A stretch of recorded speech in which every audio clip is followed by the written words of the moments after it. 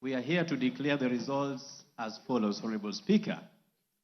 The nays. Arerita rĩa mbere bũrũri wa Kenya gũkorwo na mũhagũrano wa mũnini wa president wa gatiba njerũ ya 2010, rĩu Ndereti ĩno nĩ ikinyĩtio mbunge-inĩ ya Senate thutha wa mbunge ya bũrũri kwendekithia kũhagũrwo kwa mũnini wa bũrũri Rigathi wa Gachagua. The ayes 281.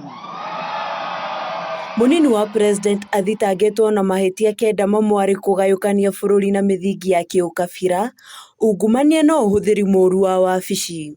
The first ground is on the ground of a gross violation of a provision of this constitution or any other law.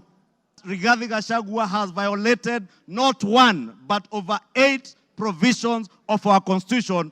Rigathi Gachagua does not believe in an indivisible country. He believes in parochial, selfish, regional and sectarian interests. And for that reason, Honorable Speaker, we ought and we should impeach the Honorable Rigathi Gachagua. There's a term of the letter of offer in terms of lien and set-off, and I read, a lien and set-off of a fixed deposits of LN Crystal Kenya Limited for an aggregate amount of 300 million Kenya shillings.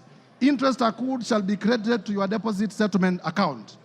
Mr. Speaker, in simple terms, what this means is that Mr. Rigathi Gachagua had a fixed amount in cash of 300 million in his account, which was going to be used as a security. I asked Mr. Rigathi Gachagua to tell us where he had gotten this 300 million, if my allegations that he's laundering money are not true. The director for Credit Bank Kenya Limited is one Grace Nyachai, who hails from Nyeri and is a relative of His Excellency Rigathi Gachagua, and therefore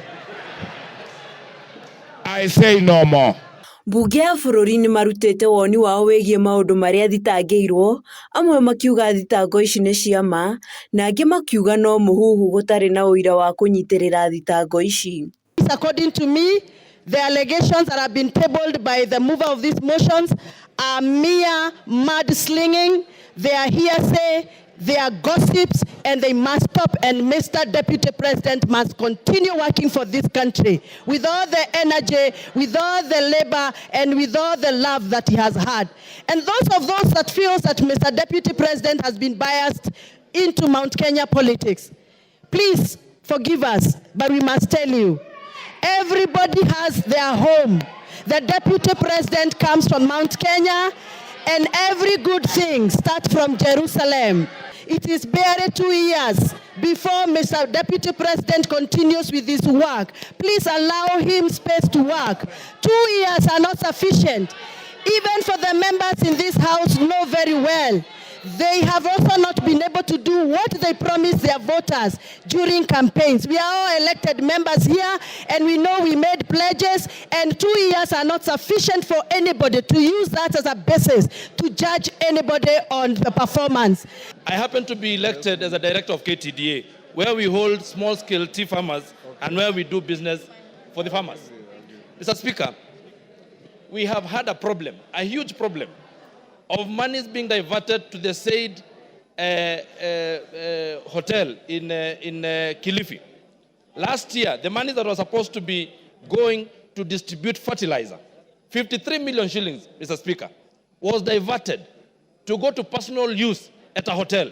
Mr. Speaker, as we speak here, as we stand here, the people of Mount Kenya have been burning their tea bushes and factories because we have a glut in Mombasa that has been occasioned by the Deputy President, who was charged with the responsibility of making sure that those people who voted the government in benefit and reap from their hard work and their sweat. Mũnini wa president nĩ eteteire na gũtarĩria thitango ici itirĩ na wĩra mũiganu, mbunge ya Senate ĩgĩetererwo gũtuithania cira ũyũ na kũhe bũrũri mwerekera.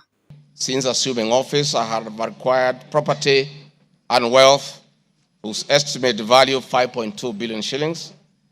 A significant number of properties to which this sum of 5.2 billion is erroneously and maliciously attached belongs to my late brother, the Right Honorable James Ndereti Gachagua, and as demonstrated by his will, a copy of which is attached.